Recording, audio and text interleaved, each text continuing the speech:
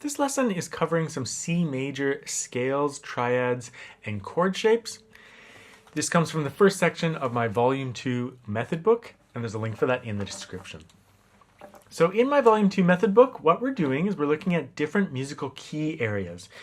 So what that means is that, for example, in the first section, we're looking at C major. So we're going to play some C major scales and some C major triads and some C major chords. And then we're going to play some repertoire in C major so that you build the connection between scales and chord shapes and the repertoire that you play within a musical key. So we bring those two things together.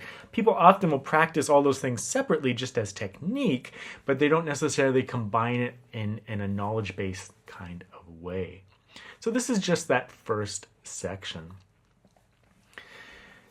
You can find all the videos for the method book under the book info in the link there, and you can see the separate repertoire videos afterwards, but today we are just looking at the scales, triads, and chord shapes.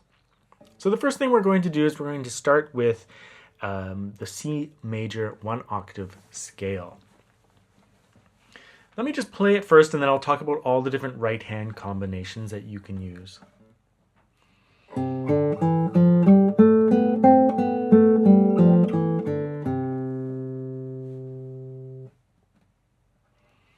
So what we want to mainly do here is use alternating right hand fingers. We want to use I am, for example. I am, I am, I am, I am, I am, I am, I am, I. But you can also flip that and go am, I am, I am, I am, I, starting with the M finger.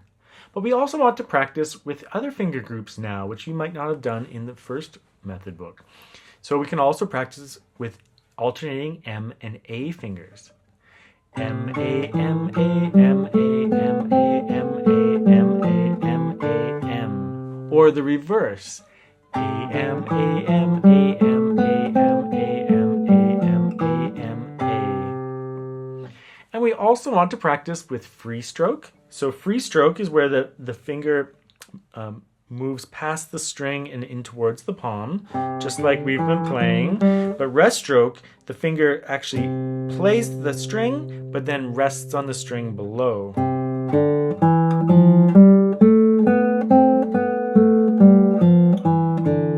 Just make sure that your rest strokes are nice and relaxed.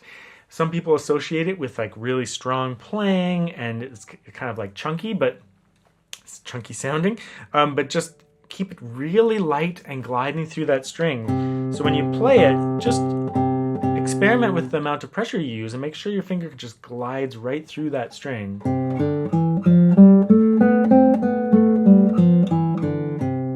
Same thing with MA, right? So you're just gliding through that string really nice and easily. So, I am alternation, MA alternation, or the reverse of those, rest stroke and free stroke. Making sure you're close to the frets and you're playing it just as one beautiful legato line from start to finish. Okay, the next scale is a C major position scale. And in this scale, we're going to use all of the notes within C major to the highest note in first position on the guitar to the lowest note in first position on guitar. So this is really relevant to us because when we play music in the key of C major, it's not just going to include the notes from the 1 octave C major scale. It might also include notes that are above or below. So we want to play all of the notes in C major.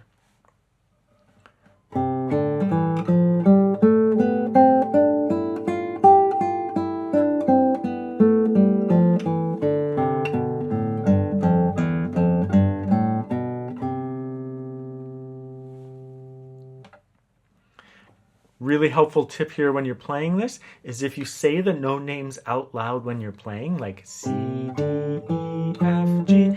If you say those note names out loud, you'll really learn what the names of those notes are and their finger location. By saying it and playing it, you'll be making very, very strong connections between the notes. So I highly recommend saying those note names out loud. If you've used my Volume 1 method book, You're already used to using the fourth finger on the D and the G. Just remember to keep that finger curved and playing on the fingertip. This scale can also be played with all the different finger combinations we talked about in the right hand. It's a very important position scale to work on. That will teach you all the notes within first position in the key of C major. Okay, now we're going to play a 1-octave C major arpeggio. Arpeggios are just chords that are broken up into individual notes. So here we have a C major chord, but we're playing the notes one at a time.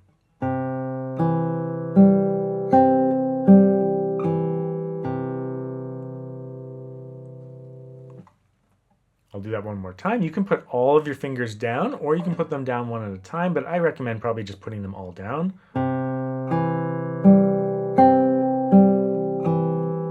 Letting it all sustain. So that's an arpeggio. That's a triadic arpeggio where we're taking each note from the chord and playing it in succession. Now we're going to play some C major triads. Triads are the building blocks of chords.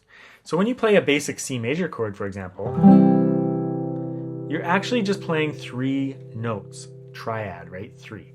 So you're playing the first note from the scale, C, the third note from the scale, E, and the 5th note from the scale, G. Like 1, 1, 2, 3, 1, 2, 3, 4, 5, 1, 3, 5, or C, E, G. You don't have to know all this music theory, but that's where the notes are coming from. They're coming from the scale. And a C chord uses C, E, and G in any combination. When we play the larger shape, we're just repeating those notes. C, E, G, C, E. So we're just adding more notes. And when we play other chords, C chords up here, or C chords here, or C chords here, it's always just those 3 notes. A C major chord just has C, E, and G. So we can play them in different orders. We can play a root position chord, a root position triad, which is C, E, and G, or 1, 3, 5, but the C, the root of the chord, is the name of the chord, so C. And we can use PIM to play these. A first inversion chord will use the third of the chord in the bass, or the E in the bass. E, G, C. A second inversion chord will use the 5th in the bass, or G. G, C, E. And back to first position with the 3rd in the bass, or E in the bass. So let me just play the C major triads.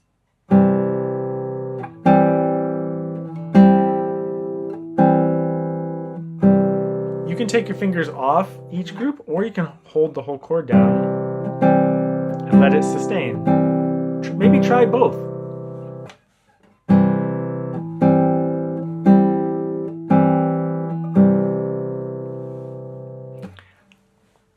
Don't worry if you don't understand all the talk about inversions and things like that.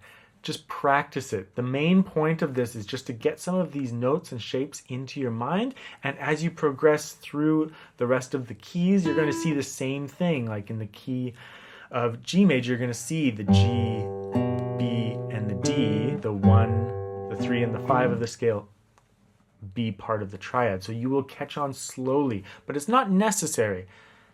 The main thing I do in my first 2 method books is just get you playing and, get you experiencing music, experiencing these shapes and forms. Later on, we will learn them in much more complexity and detail, but for now, you just play them and let the connections form naturally as you enjoy practicing guitar. Okay, the final thing we're going to do is chord progressions in C major. We're going to practice some chords. And when you string a number of chords together from a key and you play them back to back, it's called a chord progression. So our chord progression today is going to go C, F, back to C, A minor, D minor, G,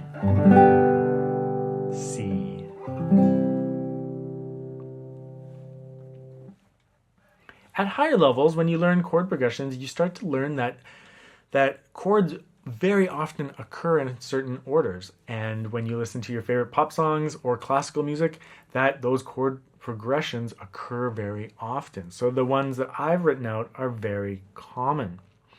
I've written below the chords little Roman numerals.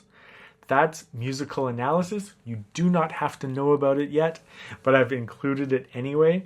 But the main idea is that from each note of the C major scale, you can build a chord. So you can build a chord off C, you can build a chord off D, you can build a chord off E, you can build a chord off all the notes within the scale, and then you have chord progressions. So those Roman numerals just tell you what note it's based off of. A C chord is from the 1, the first note of the scale.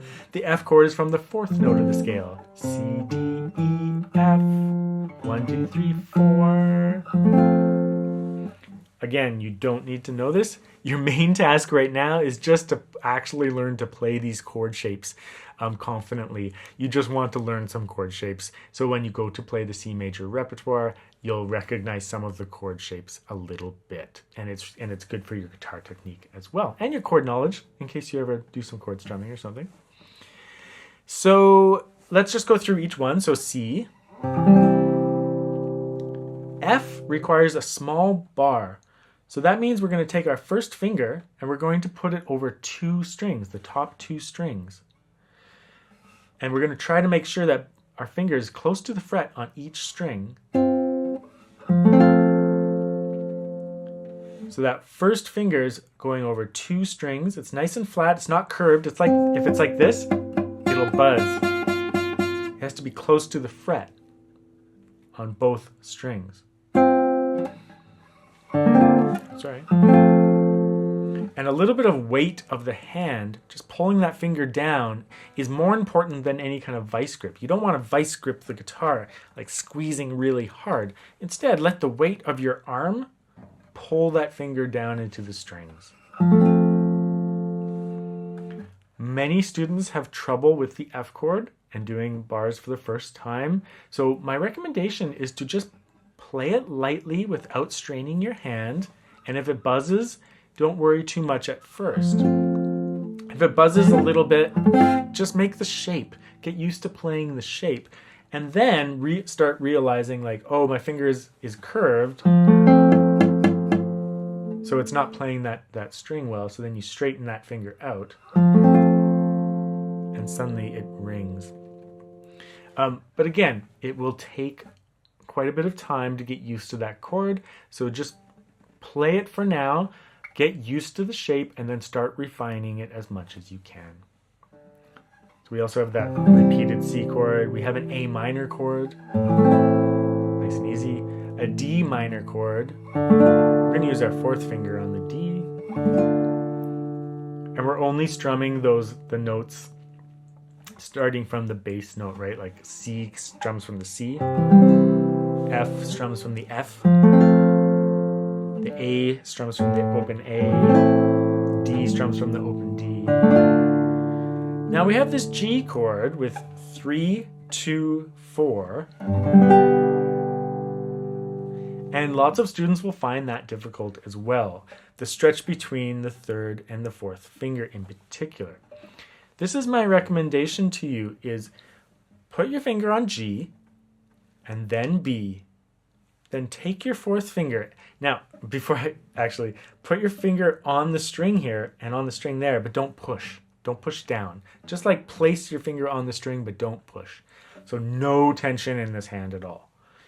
Then I just want you to take your 4th finger, curve it, and tap that string. Just touch that high G. So remove all tension from the equation and just make the shape. Starting with your bass notes and then just touch that. Most students will find that without tension in the hand, without actually pushing the strings down, they can make that shape no problem, providing their guitar position is correct and their hand position is correct. But that they can do that, especially if they're curving their fingers. But as soon as they add tension in, they're like, they're straining to do it and whatnot. I've seen students say, like, they come in and they say, I can't do it. There's no way I'll ever be able to do it. And then I tell them, remove all tension from it. Just touch, touch, and touch. And then they're like, oh, wow, I can play it. I can actually make this shape.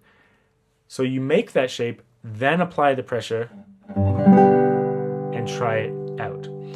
Give it quite a bit of time to become relaxed and become confident with it. Later on, your hand will be able to make that shape from muscle memory, and you'll be able to kind of apply that pressure after making the shape. If your hand is all tense and you try to make a shape, it's impossible. Like, if I tense my hand up, I can't really make the shape. If I'm relaxed, though, I can, just grab the shape. No problem. But then you have to narrow in on that time frame of applying pressure. You make the shape, apply some downward pressure, some functional, pressure, and then you can play the chord. So you might find it a little bit challenging at first, but remember, this whole page is just something that you're going to be working on and experimenting with as you practice the repertoire that follows. So take your time, relax, work on it for a few minutes a day, and then move on to the repertoire and enjoy yourself.